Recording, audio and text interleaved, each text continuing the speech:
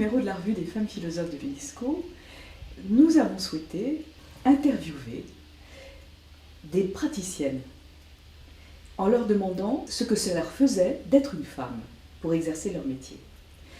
Et j'ai choisi d'interviewer pour ce premier numéro Françoise Gorog, qui est psychiatre et psychanalyste et qui va nous dire elle-même ce qu'elle fait.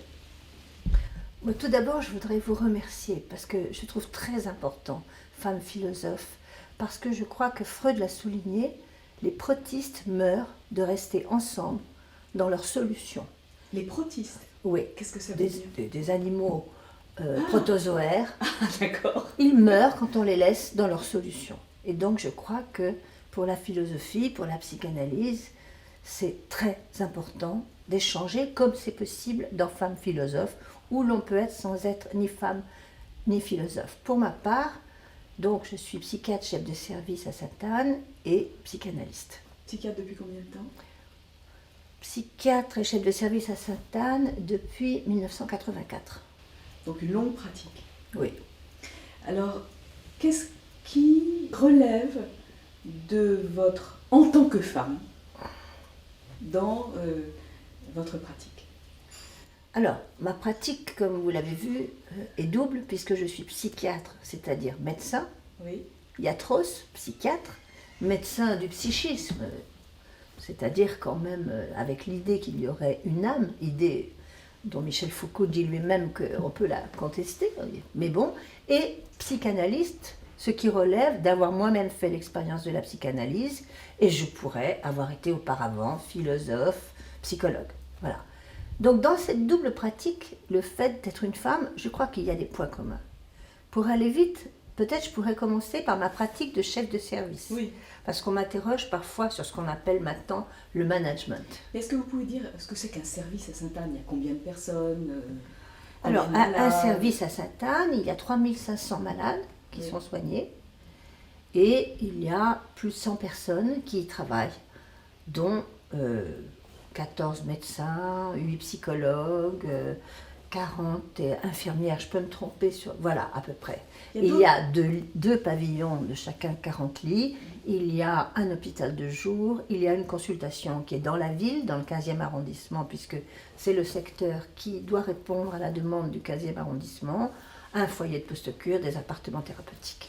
Il y a beaucoup de femmes chefs de service à Sainte-Anne et de manière générale dans les hôpitaux? Eh bien, autrefois, il n'y avait pas beaucoup de femmes chefs de service, parce que chef de service était une fonction de premier rang, si je puis dire. Depuis qu'il existe des chefs de pôle et que la loi sur les pôles est sortie, où le vrai pouvoir est donné au chef de pôle qui réunit plusieurs chefs de service, il y a comme par hasard plusieurs femmes chefs de service à Sainte-Anne. Je crois 4 sur 8.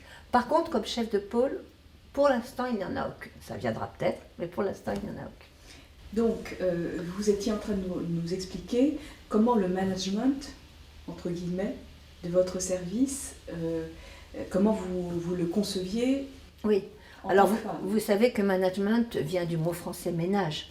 Alors, il y a une façon de manager qui consiste à faire le ménage et qui, évidemment, est ce qu'une femme essaye d'éviter.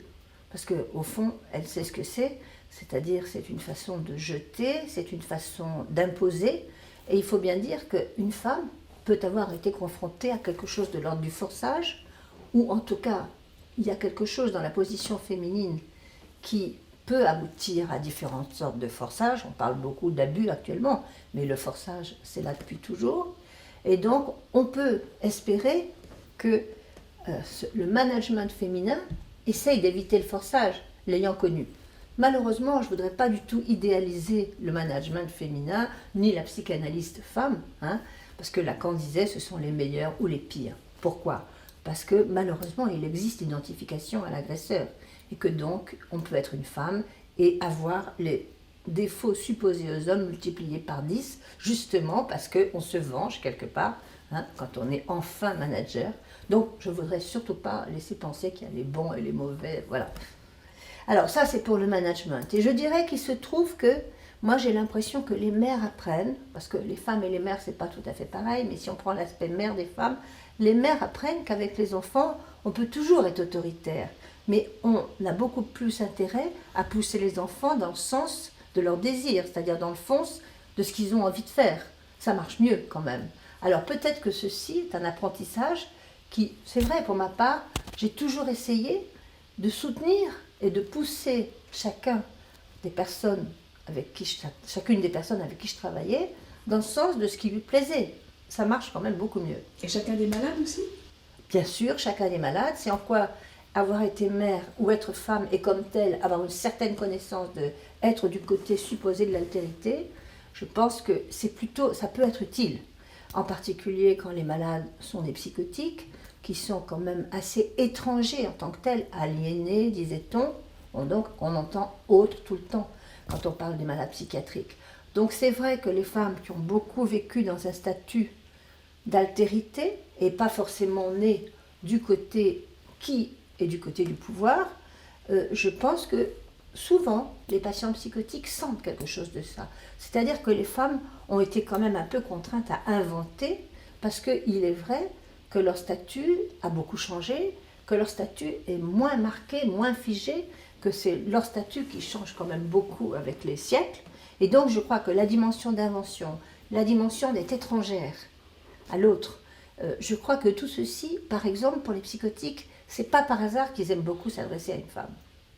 Alors justement, là, vous avez parlé de votre métier de chef de service et de psychiatre essentiellement, et votre métier de psychanalyste. Alors, en tant que femme, ça veut dire quelque chose? Je crois que si vous voulez, comme psychanalyste, vous savez, le psychanalyste, il a affaire avec l'intimité.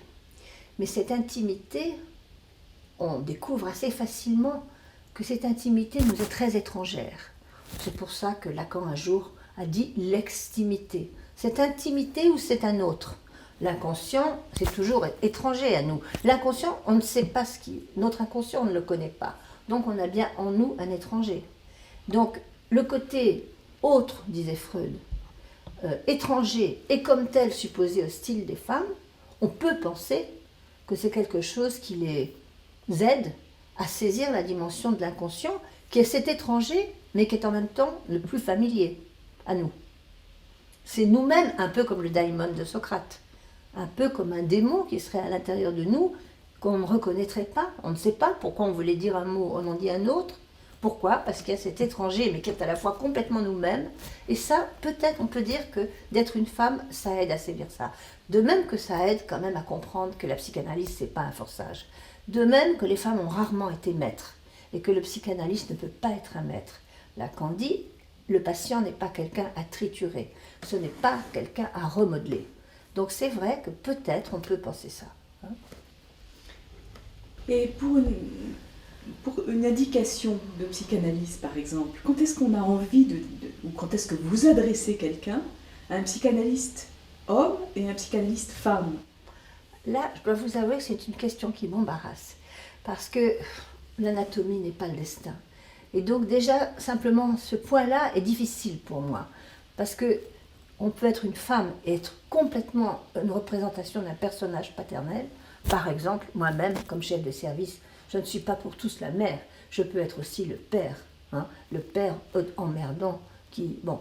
Et puis, il y a des hommes qui ont une façon très féminine d'être. Donc déjà, ça doit être limité par le fait que l'anatomie n'est pas... Elle joue dans le destin, bien sûr, hein, mais elle ne résume pas le destin, et que comme si je suis Lacan, quand même un sujet choisit un peu de s'inscrire d'un côté ou de l'autre. Donc voilà les limites à ma réponse à votre question. Alors après, je vous avoue que c'est vraiment au cas par cas. J'ai beaucoup de mal à vous répondre, parce que je ne trouve pas qu'il y a une femme psychanalyste qui est comme ci et comme ça. Toutes sont si diverses. À vrai dire, je ne suis pas non plus aussi sûre que Lacan que les hommes sont si semblables et tous sur le modèle de l'homme, avec un grand L et un grand H, qui a un modèle unique d'homme, pour le dire plus simplement. Je ne suis pas convaincue tout à fait complètement de ça. Disons que c'est vrai que partout, il y a un modèle plus évident, et que chez les femmes, c'est plus varié, c'est plus divers, c'est plus multiple. Mais alors, je ne peux pas tellement répondre à votre question générale, parce que j'aurais besoin de vous dire, eh bien, chez telle femme, j'enverrai telle personne. Vous voyez, ça m'est très difficile de vous donner une vraie réponse. Et vous parlez beaucoup de Lacan, donc oui. Est-ce que vous en parlez en tant que femme? Certainement. Et est-ce que vous pouvez expliquer un peu? Certainement, oui. D'abord, Lacan a été mon psychanalyste. Hein, donc, il est évident que j'ai fait un transfert sur Lacan. Transfert qui, je crois, s'est soldé par, non pas la haine, certainement une sorte d'amour qui demeure, mais aussi tout de même un écart. Hein, sinon, ça serait une analyse à vie. Hein.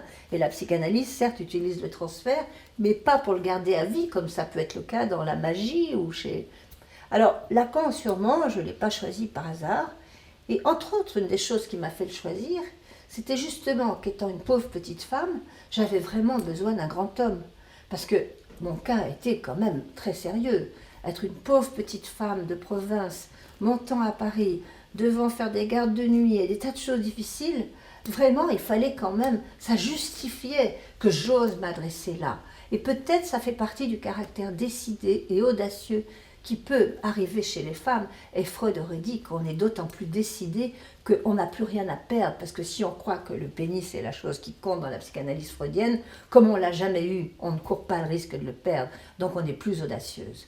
Donc Lacan représente sûrement mon audace de petite provinciale, fauchée, qui débarque chez lui sans avoir aucune raison d'être acceptée.